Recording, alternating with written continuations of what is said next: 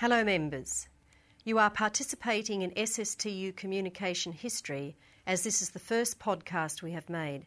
So congratulations. We'd love to get some feedback on this method of communication. Before we move on to the business of the day, I would like to acknowledge the traditional owners of the lands on which we meet today.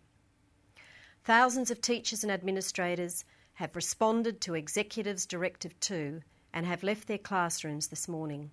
Members are standing together in Supreme Court Gardens in Perth. Many hundreds more are assembled to the east in Kalgoorlie, the south in Esperance and Albany, north through Geraldton, Exmouth, Karratha, Headland, and on to Broome and Kununurra. I acknowledge your participation in this action and thank you for joining with your colleagues across the state. Participation in action which removes us from our students and our classrooms is not an easy thing. We do not take such action lightly. That we are here today is evident that things are badly awry in our schools and colleges. In November, the union received a first offer from government. This offer was an insult. At the tail end of a year, blighted by teacher shortages, the minister saw fit to deliver the first salary increase in 2009. Executive were aghast and rejected the offer outright. Within several weeks, a further offer was provided. While some improvements occurred, including a salary increase in July 2008, negotiators and executive indicated significant areas of deficit in this offer. Det and the minister were strongly convinced it would be greeted well. Executive determined to test the offer by taking it direct to the members. Within a fortnight, a clear message of rejection was delivered. In summary, salary was inadequate and a number of key elements of the log of claim were ignored. In the context of teacher shortage, government's response could be characterised as surprisingly naive, woefully inadequate and extremely short-sighted. 2007 was a year in which major alarm bells rang in WA schools. A teacher supply crisis was finally recognised.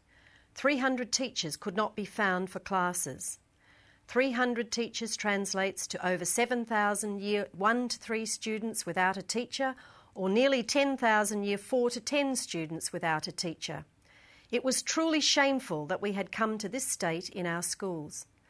The minister responded by seeking an independent report into the systems and processes of employment used by Det. Surprise, surprise, no systems to effectively track teacher supply and demand existed. No systems to advance Det as a preferred employer existed. No thinking or planning was in train to replace the significant bulk of ageing teachers. There are many of us who feel we could have given this advice to the report for free.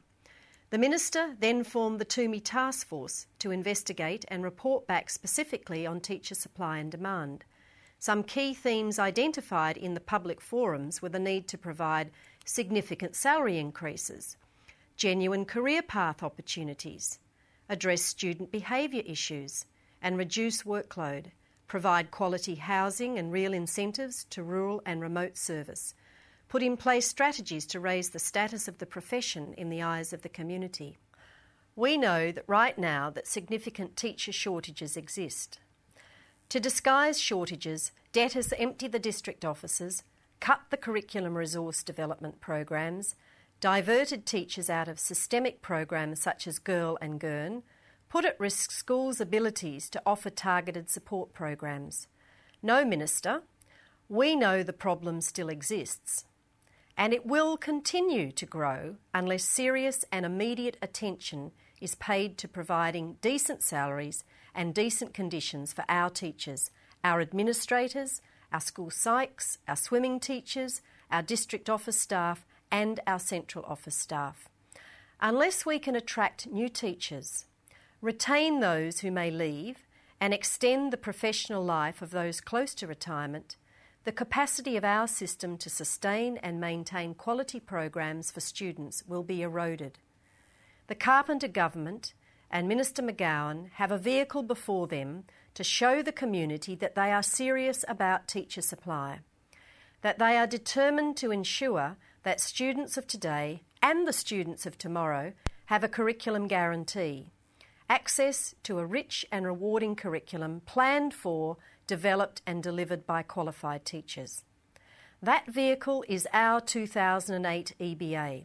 Simply, we know the answer to how a government can ensure teacher supply keeps pace with teacher demand. In Australia, we have salaries below the OECD average salaries. We also have the highest workload by one measure alone, that of face-to-face teaching hours. A recent AEU poll has revealed over 97% think investing more in teachers to ensure we can recruit and retain the best people for schools is important or very important. The community recognises the importance of education, values education, and demands quality provision for their children. The guarantee of a rigorous, rich and rewarding curriculum for all students can only be made possible with a highly qualified and well-paid workforce. This government must be reminded that it is accountable to the community for providing quality teaching and learning opportunities for the children attending government schools throughout WA. We need you to take a clear message to your local politicians and government that without decent salaries, an adequate supply of quality and qualified teachers cannot be guaranteed. We need you to seek understanding and support from your school community for decent salaries for teachers. In WA, we have above OECD average class sizes.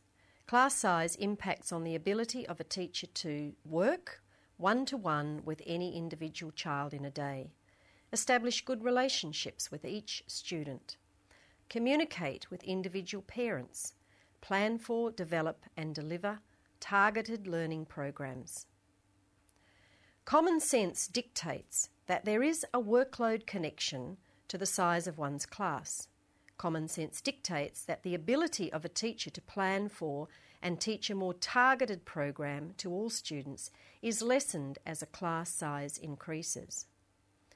New pedagogies, construction of a varied learning contexts, space to enable dynamic interaction between students, setting up of labs and learning centres for independent learning, and more are curtailed as class size increases. We need you to take to the community, through letters to the editor, talkback, parent sessions, the valid and reasonable arguments for an insistence that government ensures our students, our children, need and deserve smaller class sizes. Schools are but microcosms of the broader community. Sadly, we know levels of violence and bullying are rising in our schools. The past 2 weeks have seen several incidents of severe violence which could easily have led to tragedies. This is not to discount the significant and traumatic impact these events have had on our colleagues and students we teach. Every day, thousands of teachers and administrators provide an essential service to our community. Teachers and administrators deserve recognition and respect from students, parents and in the community.